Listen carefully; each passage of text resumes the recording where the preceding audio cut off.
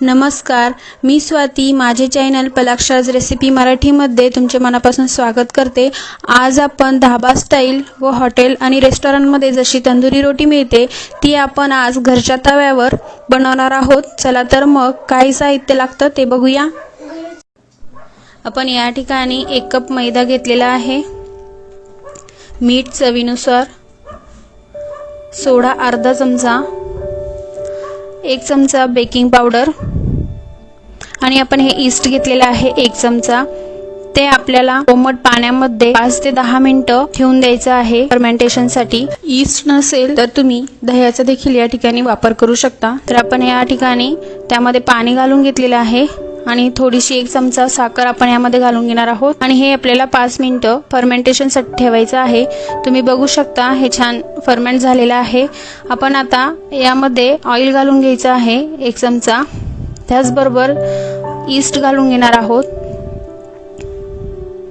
आता हे सर्व मिश्रण एकत्र करायचं आहे, व्यवस्थित मिक्स करून घ्यायचं आहे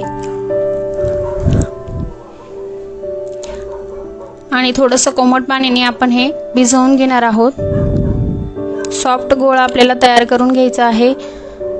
आपण आता हाताला तेल लावून मळून घेऊया. या पद्धतीने सॉफ्ट गोळा आपण तयार केलेला आहे. आपण हे झाकून ठेवूया 1 तासासाठी. 1 तास झालेला आहे. तुम्ही बघू शकता छान फर्मेंट झालेला आहे, डबल झालेला आहे आपला गोळा. आता आपण थोडंसं हातावर तेल घेऊन मळून घ्यायचं आहे 2-4 मिनिटं. आता आपण याचे गोळे करून घेणार आहोत.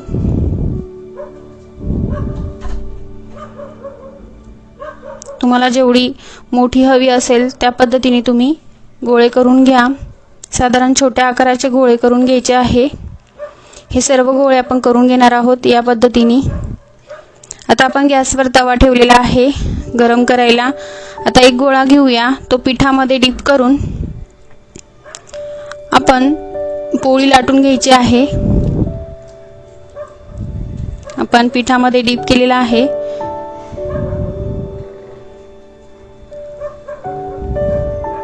आपण याला लाटून घेऊया.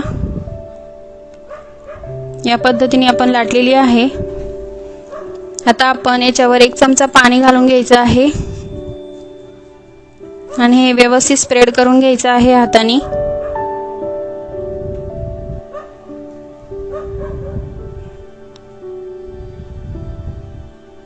आता आपण ही पोळी अलगद उचलायची आहे आणि तव्यावर घालायची आहे. थोडासा शेप चेंज झाला तरी हरकत नाही, पण टेस्टला छान होते. आता तुम्ही बघू शकता या ठिकाणी बबल्स येत आहेत. आता बबल्स आल्यानंतर आपल्याला तवा पालता करून तशी शेकून घ्यायची आहे. व्हिडिओत दाखवल्याप्रमाणे तुम्ही बघू शकता.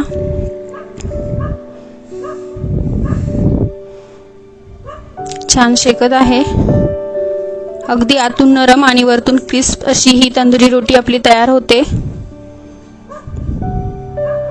तुम्ही बघू शकता छान अशी क्रिस्पी झालेली आहे.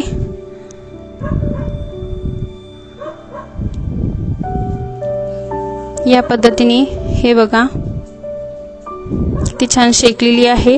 आता आपण याला बटर लावून घेऊया. तुम्हाला हवं असेल तर तुम्ही लावू शकता किंवा स्किप देखील करू शकता.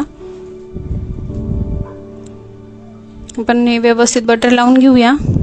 अगदी छान लागते, अगदी हॉटेलसारखी आपण घरी बनवू शकतो. छान बटर लावून घेतलेलं आहे. त्याच पद्धतीने हे बघा,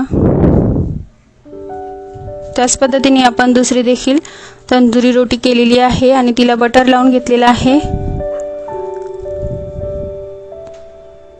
आपण ही काढून घेऊया. वाव, मस्त. तुम्ही बघू शकता किती छान आपली तंदुरी रोटी इथे करून तयार आहे. आतून एकदम नरम होते आणि वरतून एकदम क्रिस्प लागते. तुम्ही नक्की घरी ट्राय करा आणि तुमचे कमेंट्स बॉक्समध्ये नक्की कळवा.